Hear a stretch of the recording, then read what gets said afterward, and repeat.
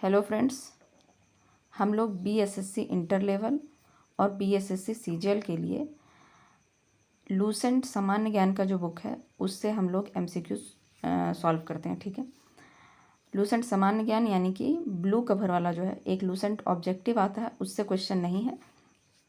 Lucent सामान्य ज्ञान के बुक से यह क्वेश्चन बनाया गया है। मिडावल हिस्ट्री पूरा कंप्लीट करवा दिया गया है टॉपिक वाइज। तो आप टॉपिक वाइज उसमें से देखिए, अगर कोई बड़ा टॉपिक है तो उसमें 3-4 पार्ट लगे हैं, अगर कोई छोटा टॉपिक है तो एक ही पार्ट में कंप्लीट करवा दिया गया है। तो उस तरीके से एमसीक्यू सॉल्व किया गया है, ठीक है, मतलब एमसीक्यू बनाया गया है। आप एक एक चैप्टर को, एक एक टॉपिक को पढ़ते चलिए और उससे क्वेश्चन देखिए कि कितना क्वेश्चन आप बना पाते हैं। टेस्ट लगाते रहिए, ठीक है। इससे आपको जो कन्फ्यूजन होता है एग्ज़ाम में वो नहीं होगा। और देखिए, यूट्यूब पे जितना भी वीडियो अभी तक देखे हैं हम, वो पूरा आधुनिक इतिहास का बना हुआ है या लूसेंट ऑब्जेक्टिव से बना हुआ है। देखिए, हम चाहते हैं कि आप पूरा आधुनिक इतिहास एक बार में तो पढ़ नहीं सकता है कोई, इसलिए टॉपिक वाइज आप पढ़ते चलिए और इसमें से आप टेस्ट लगाते चलिए, ठीक है। तो आज से हम लोग आधुनिक इतिहास शुरू कर रहे हैं और आधुनिक इतिहास में पहला सवाल है, गुरु गोविंद सिंह ने उत्तराधिकार युद्ध में किस मुगल सम्राट का साथ दिया था। तो यह सिख वाला जो टॉपिक है उसमें से क्वेश्चन है, ठीक है। तो गुरु गोविंद सिंह ने उत्तराधिकार युद्ध में किस मुगल सम्राट का साथ दिया था। सॉरी, ये सिख वाला साम्राज्य का नहीं है, बल्कि उत्तर मुगलकालीन काल के बारे में, ठीक है। तो गुरु गोविंद सिंह ने उत्तराधिकार युद्ध में किस मुगल सम्राट का साथ दिया था, तो यह थे बहादुर शाह, ठीक है। B number option Bahadur Shah. अगर आपको इसका रिटन फॉर्मेट में चाहिए तो आप मेरा ब्लॉग चैनल जो है वो विजिट कर सकते हैं। ब्लॉग चैनल का लिंक जो है डिस्क्रिप्शन में दिया हुआ है, ठीक है, जिससे आप रिवीजन कर सकें। अवध राज्य के संस्थापक कौन थे? सादत खां, चिनकलीज खां, अली मोहम्मद खां, मुर्शिद खां। तो अवध का कौन था? तो यह थे सादत खां, ठीक है।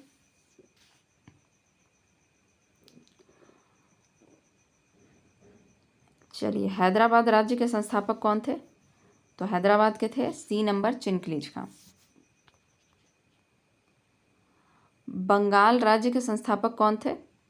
तो बंगाल के थे मुर्शिद कुली खां। डी नंबर ऑप्शन मुर्शिद कुली खां। तो ये एक बॉक्स में बना हुआ था, अगर आप बुक पढ़े हैं तो आपको पता होगा। देखिए, बुक पढ़ के ही आइए, क्योंकि बिना बुक पढ़े आपको लगेगा कि पता नहीं कहाँ से क्वेश्चन पूछा जा रहा है, या कुछ क्वेश्चन आप सॉल्व कर पाएंगे, कुछ नहीं। सारा क्वेश्चन लूसेंट के बुक से ही बनाया गया है, ठीक है। उसी में से हम एमसीक्यू बनाते हैं और उसके बाद आपसे टेस्ट लिया जाता है। तो बंगाल राज्य का संस्थापक मुर्शिद कुली खां। भरतपुर राज्य का संस्थापक कौन था? तो वह था चूड़ामन और बदन सिंह, यही तो था। तो ए और बी दोनों ऑप्शन होगा, यानी डी नंबर ऑप्शन होगा। किस मुगल सम्राट को शाहे बेखबर के उपनाम से पुकारा जाता था? यह थे बहादुर शाह। शाहे बेखबर के नाम से बहादुर शाह, ठीक है। किसे रंगीला बादशाह कहा जाता था? तो यह बी नंबर ऑप्शन होगा मोहम्मद शाह। अगर आप पढ़ के आए तो फटाफट आंसर आप देते चलेंगे, ठीक है। अगर आप नहीं पढ़े हैं या आपको याद नहीं है तो फिर आपके लिए दिक्कत है। आपको इसको बहुत कंठस्थ तरीके से याद करना चाहिए। अगर आप नहीं पढ़े हैं तो एक बार जाके पढ़ लीजिए और उसके बाद इस वीडियो को चलाइए, और नहीं तो आप एक एक क्वेश्चन को याद करते चलिए। जैसे रंगीला बादशाह जो है वह किसको कहते हैं? मोहम्मद शाह को कहते हैं। किसे शासक निर्माता के रूप में जाना जाता है? तो यह थे सैयद बंधु, ठीक है, जिसे शासक निर्माता के रूप में जाना जाता था। तो आपको देखिए टिप पर ये सब क्वेश्चन याद रहना चाहिए। फर्रुखसियर किसे अनुमति दी थी? भारतीय सैनिकों को, अंग्रेजों को भारत में ही व्यापार करने के लिए? तो यही था, फर्रुखसियर ने ही शाही फरमान जारी किया था और अंग्रेजों को भारत में ही व्यापार करने के लिए फरमान जारी कर दिया था, ठीक है, अनुमति दे दी थी। दिल्ली पर 1739 में किसने आक्रमण किया? तो दिल्ली पर 1739 में किसने आक्रमण किया? नादिर शाह ने। नादिर शाह ने आक्रमण किया था। तख्ते ताउस मयूर सिंहासन, तख्ते ताउस मयूर सिंहासन को फारस कौन लेकर गया?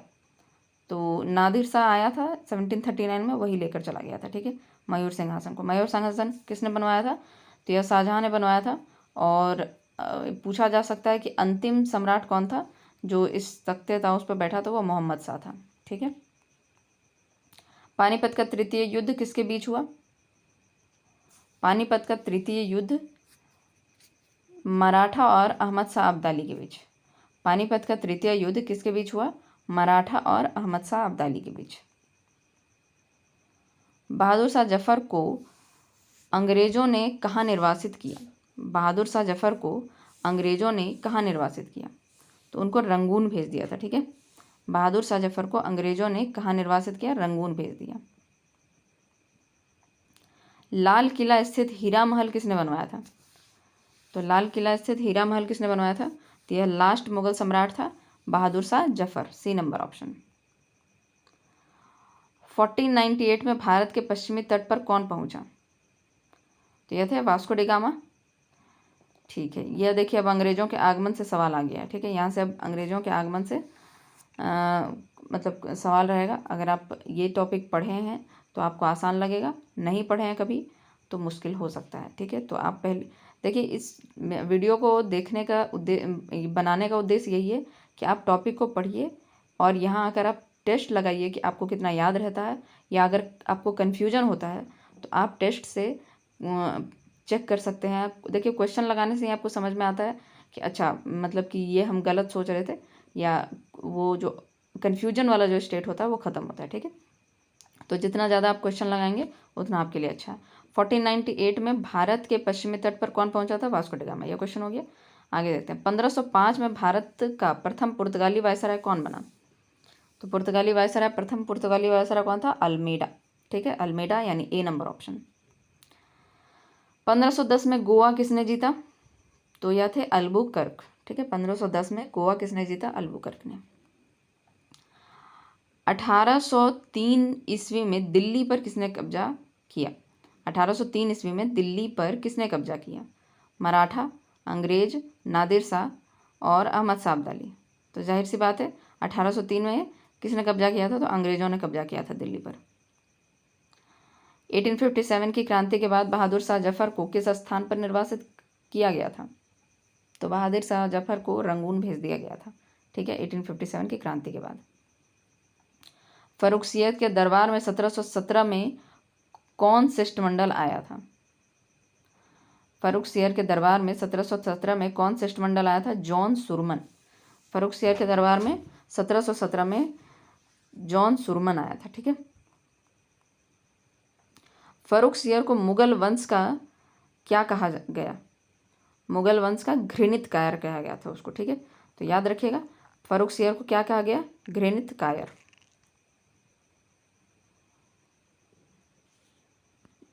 9 अक्टूबर 1720 को किसकी हत्या कर दी गई? तो 9 अक्टूबर 1720 को किसकी हत्या कर दी गई? तो यह थे सैयद बंधु हुसैन अली खां। ठीक है, बी नंबर ऑप्शन होगा। सैयद बंधु जो था उसमें से हुसैन अली खां जो थे उसका मृत्यु मतलब कि हत्या कर दिया गया था 9 अक्टूबर। 9 अक्टूबर याद रखने की ज़रूरत नहीं, 1720 याद रखिएगा। ठीक है, किसने फारस का नेपोलियन, किसे फारस का नेपोलियन कहा जाता है? तो नादिर शाह को कहा जाता है। ठीक है, भरतपुर राज्य के संस्थापक कौन थे? तो ये तो हम लोग देख ही नहीं है, चूड़ामन। ठीक है, भरतपुर राज्य के संस्थापक चूड़ामन। किसने कोहिनूर हीरा फारस, कौन कोहिनूर हीरा फारस ले गया था? तो जो तख्ते था उसको लेके गया था, यानी नादिर शाह ने। वह 1739 में यहाँ भारत पर आक्रमण किया था। पुर्तगाली ईस्ट इंडिया कंपनी की स्थापना किस वर्ष हुई? तो यह था जब वो वास्को डी गामा आया था 1498 में, यानी बी नंबर ऑप्शन। भारत में पुर्तगालियों की पहली व्यापारिक कोठी कहाँ थी? भारत में पुर्तगालियों की पहली व्यापारिक कोठी कहाँ थी? कोचीन में। ठीक है, डच ईस्ट इंडिया कंपनी की स्थापना किस वर्ष हुई? 1602 ईस्वी में। डच ईस्ट इंडिया कंपनी की स्थापना किस वर्ष हुई? 1602 ईस्वी में। देखिए, थंबनेल पे जो जो टॉपिक बताया जाता है आप उसको बहुत अच्छे से, लूसेंट का जो सामान्य ज्ञान का पुस्तक है ब्लू कवर वाला, उससे आप पढ़ के आइए और उसके बाद यहाँ टेस्ट लगाइए। ठीक है, और देखिए कि आपका कितना क्वेश्चन सॉल्व होता है, कितना आपको कन्फ्यूजन होता है, कमेंट किया कीजिए। ठीक है, और यह भी बताया कीजिए कि आपको मतलब कि ये टफ़ लग रहा है क्वेश्चन या ईजी लग रहा है या इसको और बेहतर बनाया जाए, कुछ आप लोग बताया कीजिए, ठीक है, फीडबैक दिया कीजिए। डच ईस्ट इंडिया कंपनी की स्थापना किस वर्ष हुई? तो 1602 ईस्वी में, ठीक है। डच ईस्ट इंडिया कंपनी की स्थापना 1602 ईस्वी में। डचों ने भारत में अपनी पहली व्यापारिक कोठी कहाँ स्थापित की? तो यह था मसूलीपट्टनम में, ठीक है, मसूलीपट्टनम में। अब देखिए, अंग्रेज का और पुर्तगालियों का तो याद रहता है, लेकिन डचों का याद नहीं रहता है कि सबसे पहली व्यापारिक कोठी कहाँ स्थापित की थी। तो यह डचों ने मसूलीपट्टनम में, ठीक है, जिसको मछलीपट्टनम भी कहते हैं। अंग्रेजों ने पहली व्यापारिक कोठी भारत के किस तट पर स्थापित की? अंग्रेजों ने पहली व्यापारिक कोठी भारत के किस तट पर स्थापित की? पूर्वी तट। अंग्रेजों ने पहली व्यापारिक कोठी भारत के किस तट पर स्थापित की? पूर्वी तट पर। चलिए, 1611 में अंग्रेजों ने पहली व्यापारिक कोठी कहाँ स्थापित की? तो यह था मसूलीपट्टनम में। डचों ने अपनी दूसरी व्यापारिक कोठी कहाँ स्थापित की? तो पहला तो था मसूलीपट्टनम, दूसरा पुलिकट में, ठीक है। कोलाचेल की लड़ाई में किसने डचों को हराया? तो कोलाचल की जो लड़ाई थी उसमें त्रावणकोर के जो राजा थे उन्होंने डचों को हराया था, ठीक है। कोलाचेल। इंग्लैंड की रानी एलिजाबेथ प्रथम ने ईस्ट इंडिया कंपनी को अधिकार पत्र कब प्रदान किया? इंग्लैंड की रानी एलिजाबेथ प्रथम ने ईस्ट इंडिया कंपनी को अधिकार पत्र कब प्रदान किया? वह था 1600 ईस्वी में। मुगल दरबार में जाने वाला प्रथम अंग्रेज कौन था? तो यह था कैप्टन हॉकिंस, यानी बी नंबर ऑप्शन। मुगल सम्राट जहांगीर ने 1613 ईस्वी में अंग्रेजों को कहाँ व्यापारिक कोठी खोलने की अनुमति दी? तो यह था सूरत। 1615 ईस्वी में जेम्स प्रथम ने किसे अपना राजदूत बनाकर जहांगीर के दरबार में भेजा? 1615 ईस्वी में जेम्स प्रथम ने किसे अपना राजदूत बनाकर जहांगीर के दरबार में भेजा? यह थे सर टॉमस रो। किस वर्ष गोलकुंडा के सुल्तान ने अंग्रेजों को सुनहला फरमान प्रदान किया? किस वर्ष गोलकुंडा के सुल्तान ने अंग्रेजों को सुनहला फरमान प्रदान किया? 1632 में। 1639 ईस्वी में फ्रांसीसी डे ने चंद्रगिरी के राजा से किस स्थान को पट्टे पर लिया? तो यह मद्रास को पट्टे पर लिया था, ठीक है। चंद्रगिरी के राजा ने मद्रास को पट्टे पर लिया था। मद्रास में बने किले का नाम क्या है? तो यह फोर्ट सेंट जॉर्ज, ठीक है, फोर्ट सेंट जॉर्ज। अगर आपको लग रहा है कि बहुत जल्दी जल्दी हम बता रहे हैं तो आप पॉज करके सारा ऑप्शन को पढ़िए और उसके बाद जवाब दीजिए, ठीक है। हम इसलिए जल्दी जल्दी पढ़ते हैं क्योंकि हमको पता है कि आप लोग पढ़ के आए होंगे और यहाँ पर केवल टेस्ट लगा रहे होंगे। तो अगर कोई पढ़ के आया होगा तो वह फटाफट जवाब दे देगा। अगर आप नहीं पढ़ के आए तो आप पॉज कीजिए और ठीक से ऑप्शन को देखिए, फिर आप टिक लगाइए, ठीक है। पुर्तगाली राजकुमारी कैथरीन ऑफ ब्रिगेंजा का विवाह किससे हुआ? ये तो हम लोग बहुत अच्छे से जानते हैं, चार्ल्स द्वितीय, ठीक है, चार्ल्स द्वितीय, सी नंबर ऑप्शन। पुर्तगालियों ने किसे दहेज के रूप में अंग्रेजों को दे दिया? बम्बई को, ठीक है, दहेज के रूप में बम्बई को दे दिया। भारत में पुर्तगाली वायसराय का पहला नाम क्या था?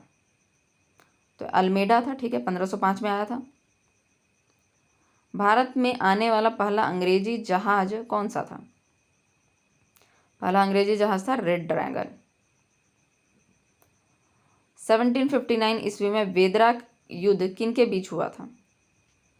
तो अंग्रेज और डचों के बीच हुआ था, यानी कि ए नंबर ऑप्शन। 1668 ईस्वी में चार्ल्स द्वितीय ने बम्बई को किसके वार्षिक किराए पर ईस्ट इंडिया कंपनी को दे दिया? तो यह 10 पाउंड के वार्षिक किराए पर ईस्ट इंडिया कंपनी को दे दिया, ठीक है। 1687 ईस्वी में अंग्रेजों ने पश्चिमी तट का मुख्यालय सूरत से हटाकर किस स्थान को बनाया?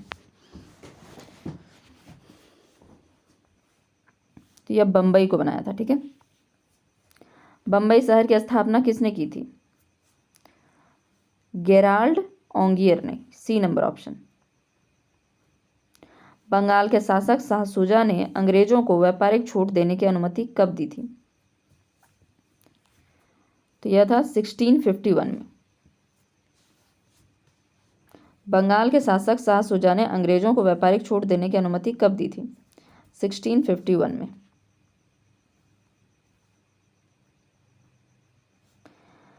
अंग्रेजी ईस्ट इंडिया कंपनी ने 1698 ईस्वी में कितने रुपए में 3 गांव की जमींदारी प्राप्त की? 1200 रुपये में। ठीक है, अंग्रेजी ईस्ट इंडिया कंपनी ने 1698 ईस्वी में कितने रुपए में 3 गांव की जमींदारी प्राप्त की थी, या 1200 रुपये में प्राप्त की थी? कौन कौन सा था? सूतानुती, कालीकट और गोविंदपुर के स्थान पर किस किले का निर्माण किया गया? Fort William. ठीक है, ये तीनों जो एरिया लिया हुआ था 1200 रुपये में, वहाँ पर फोर्ट विलियम नाम का एक किला का निर्माण किया गया। फोर्ट विलियम के प्रथम प्रेसिडेंट कौन थे? प्रथम प्रेसिडेंट थे चार्ल्स आयर। भारत में फ्रांसीसियों की प्रथम कोठी किस स्थान पर स्थापित की गई? तो यह था सूरत में। ठीक है, 1674 ईस्वी में पुदुचेरी का एक गांव किसने प्राप्त किया था? पुदुचेरी का एक गांव किसने प्राप्त किया था? Francois Martin. Francois Martin, B number option. Bharat में आंग्ल फ्रांसीसी संघर्ष को किस नाम से जाना जाता है?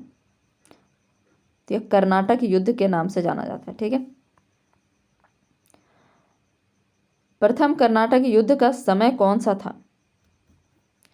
तो यह था 1746 से लेकर 48 तक, ए नंबर ऑप्शन, 1746 से 48 तक।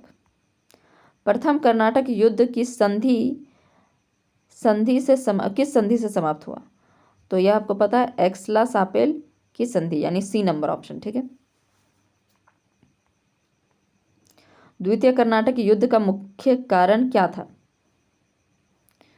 तो यह था कर्नाटक और हैदराबाद का उत्तराधिकार विवाद। ठीक है, द्वितीय कर्नाटक युद्ध का मुख्य कारण था कर्नाटक और हैदराबाद का उत्तराधिकार विवाद। हैदराबाद के उत्तराधिकार विवाद में किसकी मृत्यु के बाद विवाद शुरू हुआ? तो यह था आसफ जहाँ के बाद। ठीक है, कर्नाटक के नवाब अनवरुद्दीन के साथ किसने संघर्ष किया? कर्नाटक के नवाब अनवरुद्दीन के साथ किसने संघर्ष किया है? तो चंदा साहेब ने। 1749 ईस्वी में किसकी सहायता से अनवरुद्दीन को मार दिया गया? तो यह कौन था? फ्रांसीसी सेना। 1749 ईस्वी में किसकी सहायता से अनवरुद्दीन को मार दिया गया? तो यह फ्रांसीसी सेना। 1750 ईस्वी में नासिर जंग की मृत्यु किसके साथ संघर्ष करते हुए हुई? तो यह थे फ्रांसीसी सेना। 1752 ईस्वी में किस अंग्रेज सेनापति के नेतृत्व में रिचनापल्ली को बचाया गया? 1752 ईस्वी में किस अंग्रेज सेनापति के नेतृत्व में रिचनापल्ली को बचाया गया? तो यह थे स्ट्रिगर लॉरेंस। ठीक है, स्ट्रिगर लॉरेंस, यानी ए नंबर ऑप्शन। 1754 ईस्वी में ड्यूप्ले की वापसी के बाद किसे फ्रांसीसी गवर्नर बनाया गया? तो देखिए, ड्यूप्ले को तो वापस भेज दिया गया था। ठीक है, तो उसके बाद किसको फ्रांसीसी गवर्नर बनाया गया? तो वो था गोडेह्यू को बनाया गया था।